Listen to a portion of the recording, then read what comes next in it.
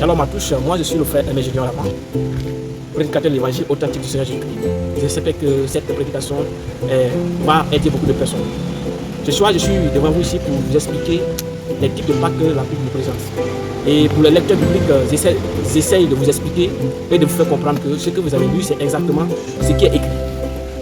Ce que vous croyez, c'est exactement ce qui est écrit. La Bible nous parle de deux Pâques. Donc, il y a la première Pâque qui est dans l'ancienne alliance, dans l'Ancien Testament, et la deuxième Pâque qui est dans le Nouveau Testament. Et je vais expliquer dans cette vidéo chaque partie de façon détaillée. Maintenant, ceux qui sont lecteurs bibliques, j'espère que vous allez comprendre et vous allez suivre. Maintenant, ceux qui ne sont pas les lecteurs bibliques, j'essaie ici de laisser ici tous les versets qui parlent, les passages où je parle, en commentaire.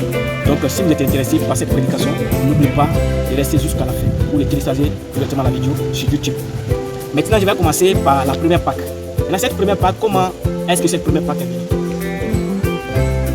Comment est-ce que cette première Pâque est venue? Et je rappelle, je vais aller très rapidement, les enfants d'Israël, il est arrivé un moment où il y a eu la famine. La famine, c'est-à-dire qu'il y avait la faim partout, dans tous les pays. Mais ça n'existe seulement, se trouvait la nourriture. Et à cette époque-là, c'était celui qui était le gouverneur, le premier ministre du pharaon, c'était un juif.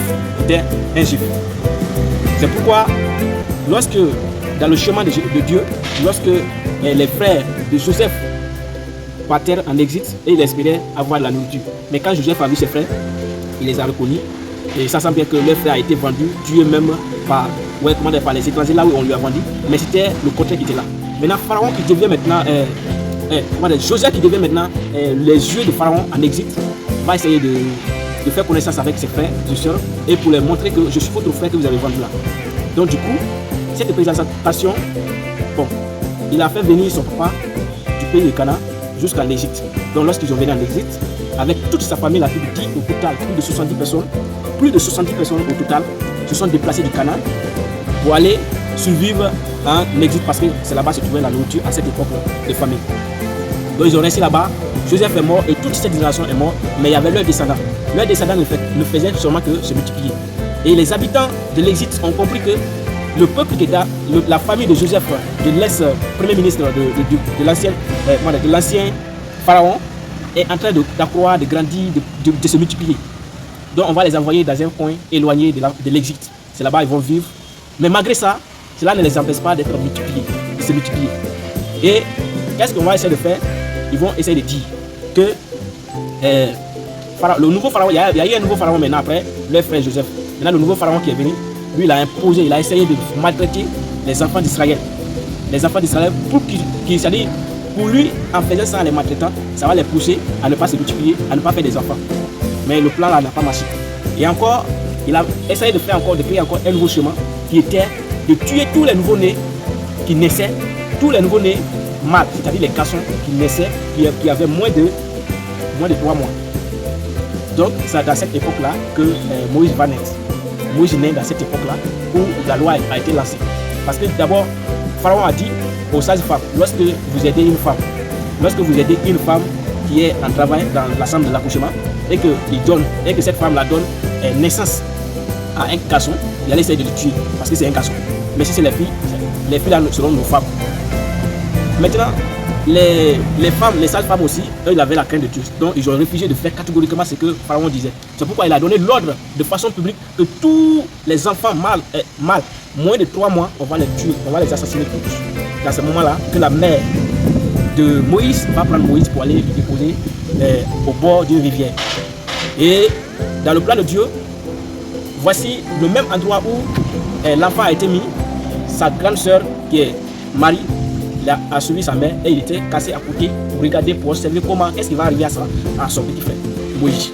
Donc c'est à cette époque-là que la fille de Pharaon descend pour se baiser, c'est-à-dire pour se laver dans la rivière, dans le fleuve. Lorsque cette femme-là part avec ses servantes, il va trouver un beau garçon qui est Moïse. Et l'enfant est en train de pleurer et il constate que Moïse là c'est un bon enfant. Donc il va essayer de dire que cet enfant-là, on va prendre ça, on va l'élever. Donc, à ce moment, Myriam va sortir pour dire à la fille de Pharaon, est-ce que tu veux que je parte cesser une nourrice parmi les Égyptiens, parmi les enfants d'Israël pour venir allaiter ton enfant? La fille dit oui, effectivement. Et quand on a dit oui, c'est exactement la mère de Moïse qu'on a appelée. Donc, c'est cette femme-là qui a pris soin de Moïse jusqu'à Moïse a grandi dans la maison de Pharaon. Et Moïse a reçu toutes les informations concernant la famille de Pharaon. Et il connaissait Pharaon du début jusqu'à la fin. Et il a étudié dans les grandes universités de Pharaon, dans les meilleures écoles de l'Égypte. Donc, c'est Moïse-là, un jour, il va essayer de voir deux de ses frères. Et ils sont en train de se bagarrer. Il va essayer de les séparer pour dire vous êtes des frères.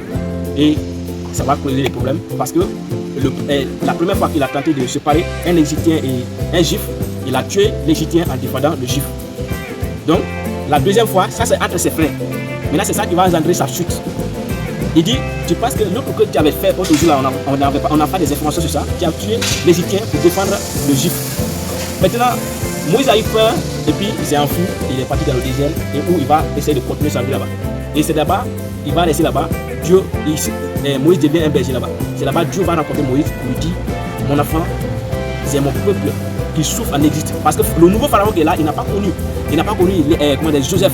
Donc il maltraite de toutes les manières les Juifs par les travaux, mais vraiment travaux forcés. Donc il va essayer de menacer la vie des gens. C'est à cette époque-là que Dieu va envoyer Moïse en Égypte avec plusieurs signes. Je laisse toujours les versets publics dans le verset. Voici la première partie. Donc, lorsque Dieu a fait des grands signes, et le dernier signe que Dieu a fait pour que Pharaon puisse libérer les enfants d'Israël, c'était de tuer tous les premiers-nés de chaque famille. Donc, c'est à cette époque-là que l'ange va donner des instructions à Moïse et Moïse va publier dans tous les coins où surtout les Juifs que tuez un agneau qui est jeune et mettez le sang sur les marteaux. Donc, c'est ça que si l'ange voit ça, il ne va pas tuer quelqu'un.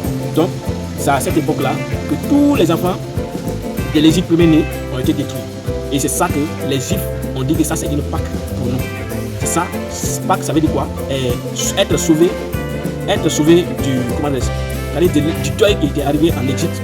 Tous les premiers-nés de chaque famille étaient détruits. C'est ça la première Pâque. Donc je vous remercie beaucoup.